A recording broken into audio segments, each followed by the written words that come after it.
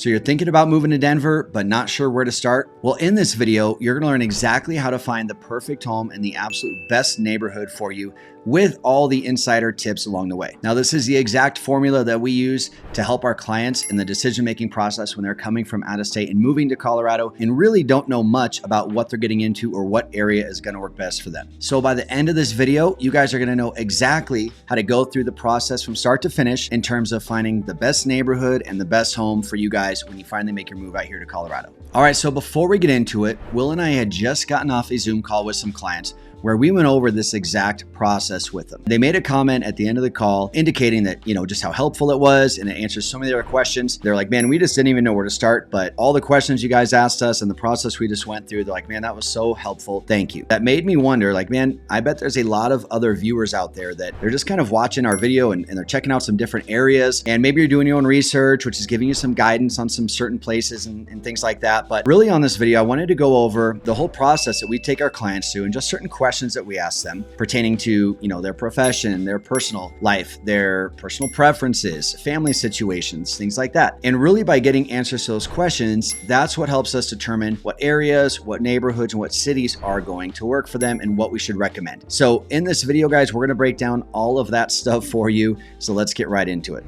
Okay, so first off, it is all going to start with your priorities. All right, now some people that are coming out here, their profession is bringing them out here, and that is priority number one. So whether they're working from home and need to travel a lot, or they need to live in a certain location so that they have accessibility to their office or a hospital or what have you, it's all going to depend on why you're coming out here in the first place, right? When we're looking at priorities, a lot of that can be, like I just mentioned, professional. Some people are coming out here because of personal priorities, like they want a more active lifestyle. They really love nature. They want to be a little secluded in the mountains, or they're coming out here for their kids who want to be involved in a certain sport or school. It's all going to depend on your personal situation. When we're talking to clients, this is one of the first things that we're going over is, hey, what is actually bringing you to Colorado? Now, let's say somebody is moving here because of a professional reason, but personally, they really want to go out and enjoy nature and ski or snowboard. And in their situation, the closer they can get to the mountains, the better, as long as they have high-speed internet or maybe proximity to the airport. So we're really trying to match those things up. A lot of times there can be multiple priorities for you guys. As you're planning your trip out here to Colorado or your move to Colorado, I would literally just write down your top priorities. Number one priority, proximity to this or a lifestyle such as this, because that's going to be the one main factor that everything else is kind of built on. All right, jumping in here real quick, guys. I want to remind you that we are licensed real estate brokers, and as much as we like making these videos, we'd love more to help you with your real estate needs. So there's a number popping up down below. Give us a phone call, text message, or email. We'd love to jump on a Zoom call with you, go over more of these questions, and help you personalize your research when it comes to moving to Denver. All right, let's get back to it.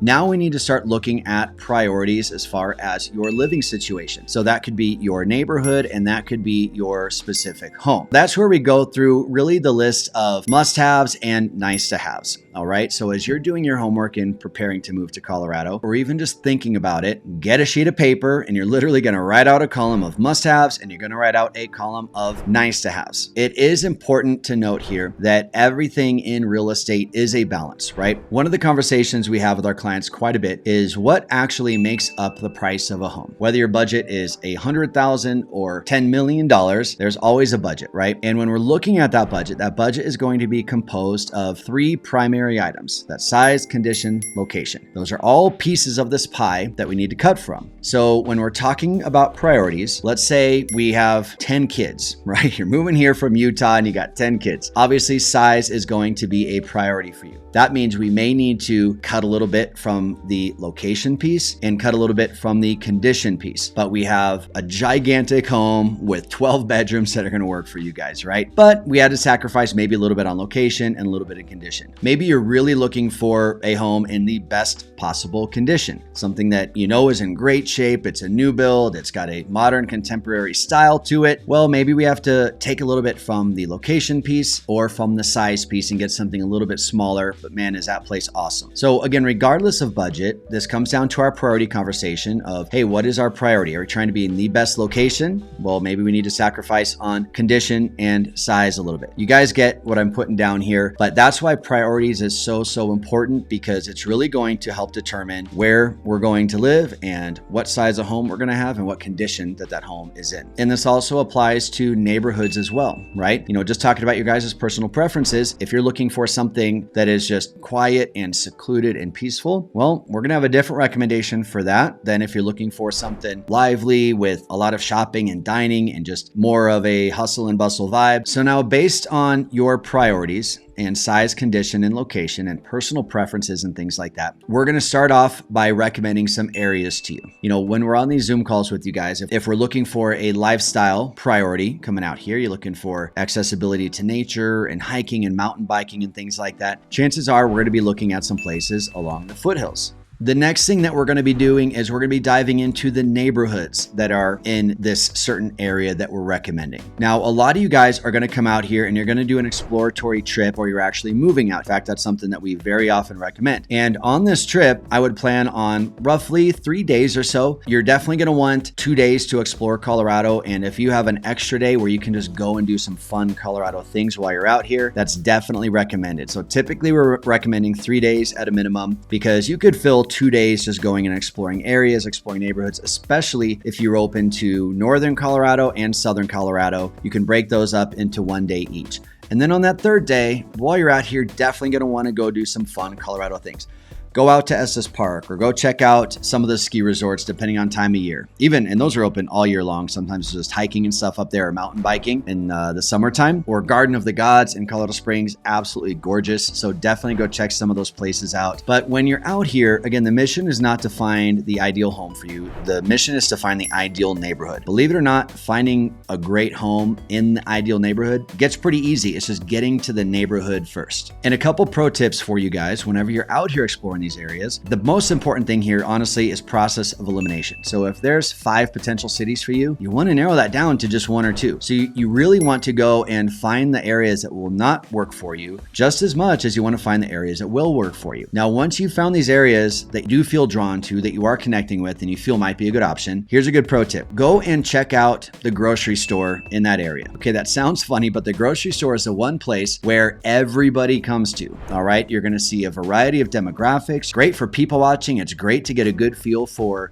just what is going on in that neighborhood and just what the demographics are like. I just find that going to a grocery store, again, you probably need some groceries, get a snack. And then once you're done exploring the grocery store, I like just going and driving the neighborhood. But here's the pro tip. Go and check out the neighborhoods at different times of days, okay? Because that neighborhood is going to be very different at 10 a.m. than it is from 6 or 7 p.m. at night. It's going to give you, again, a really good feel for how active the neighborhood is. Is it generally quiet? Are there a lot of kids around? Are there not any kids there? It's just a great idea to go get early morning, late afternoon, mid-afternoon, just a variety of times, just going and scoping around the area. Go out and grab some lunch, come back, check it out later in the day. You're really going to get a good feel for the neighborhood by doing that. And again, a lot of you guys are coming out here with kids and families and stuff, or maybe your parents that are moving in with you, and just getting a good feel of the neighborhood. Man, that's uber important. Now, the next thing we want to dive into is transportation. If you guys have watched any of our videos, you know we're always harping on, man, you need a car in Colorado, right? Our public transportation system is okay. It is not great. There's a really good north and south line with our light rail system. It does branch off east and west. It does go to the airport. It goes to Arvada. It goes to Lakewood. Up north, there are a few east-west branches, but once you get down south, there's really not that much. And plus, it's Colorado. You're going to want to be active, and you're going to want a vehicle in the wintertime. So definitely plan on that. But let's say you are coming out here and you have heavily relied on public transportation. Well, that's something you're really going to want to do some research on. Even still talking transportation, if you're living in the mountains, man, you're going to want to plan on maybe not just your vehicle, which should be all-wheel drive. If homes out in that area, like in Evergreen, for example, have a really long driveway, you might need to plan on getting a four-wheeler or some sort of snowblower for the wintertime, because there's definitely going to be more of that come winter than if you just live in the Denver metro area where where a shovel will do you just fine. Now, speaking of weather, this is going to be a consideration. Now, if you are living anywhere in the Denver metro area, or let's call it Denver and then like a 40-minute radius outside of there, if you're living in the Denver metro area, the weather's not going to vary that much until you go significantly south, or maybe significantly north, or significantly west towards the mountains. Once you start getting even in towards the foothills like Morrison or Evergreen, then it is going to significantly change. And that could be more snowfall in the winter, but more importantly, a lot of times that snow just sticks around a lot longer than it does in the city. If snow and driving is a factor for you, or potentially an issue, you might want to stay out of the foothills a little bit. But if that's something that you're looking for, maybe you're looking forward to being snowed in for a couple days here and there, then that might be a really good option. But it definitely is something that you should think about, especially if you do have any issues driving in the snow, or that's just a big concern for you. Down in the Denver metro area, guys, even if we get a good snow, you're generally able to drive later that day or the next day for sure, when the roads are almost always clear and just wet. How much sunshine we get here, it is amazing because we get the snow, it just doesn't stick around very long. Now, as we're dialing in your neighborhood and areas, the other factor you're going to want to take into consideration are just the local amenities. For example, I live in Elizabeth, that is about 25 minutes southeast of Parker, Colorado. We got to drive into Parker to go to a Target, right? We do have like a Safeway grocery store that's like 10 minutes away, but for some people, having those really close amenities where they want a grocery store within 5 minutes or a Target within 10 minutes, it's going to drastically impact where you live. Now, again, I'm a little bit on the outskirts. For the most part, all of our major metro cities are all inclusive and have everything that you need within them. At most, you're generally looking at maybe a 10-minute drive from your house to any big restaurants or shopping or dining or things like that. But if you're okay with a little bit of drive, an area a little bit further on the outskirts might be a great option because you get a little more elbow room, oftentimes a lot bigger lots, which a lot of you guys are looking for. If proximity to shopping and dining is important to you, again, you can have a really nice, quiet, peaceful neighborhood, and within 10 minutes, everything that you need. One thing you'll want to take into consideration as far as how important that is to you and your family. And the same thing goes with lifestyle and activities. A lot of people, they love going on walks every day and they want legit real hiking right outside their door or within 5 or 10 minute walk of their house. And there is quite a bit of that. So that is one great thing about Colorado, guys. There's so much nature everywhere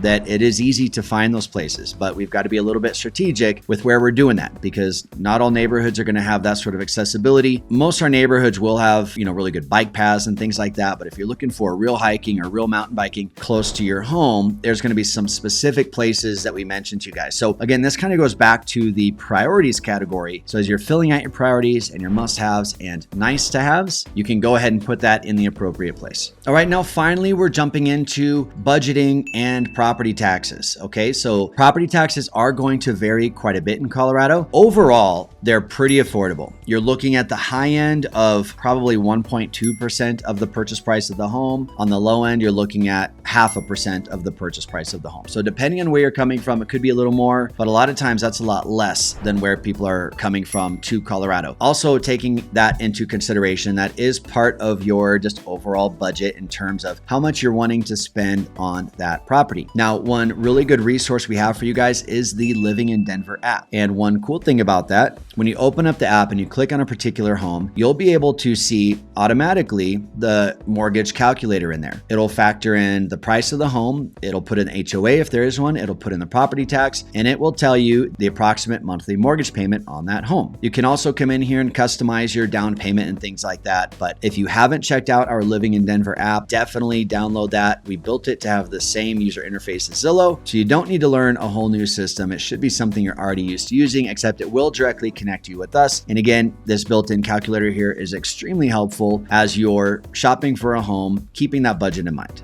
Now, I hope you guys found this video useful and you guys have some homework now. So go through the questions that we just went through and get out a piece of paper and write down what your priorities are, your must-haves, your nice-to-haves. Are you trying to, be close to the mountains? Are you looking for a new build? Are you very budget conscious? Whatever that may be, write down the answers to the questions that I proposed today, and that's going to get you going in a very good direction. And then if you call the number that's on the screen below, we'll go over those with you guys, give you our personal recommendations on where we feel would be a great match for you. So again, appreciate you guys watching this. We'll see you in the next video.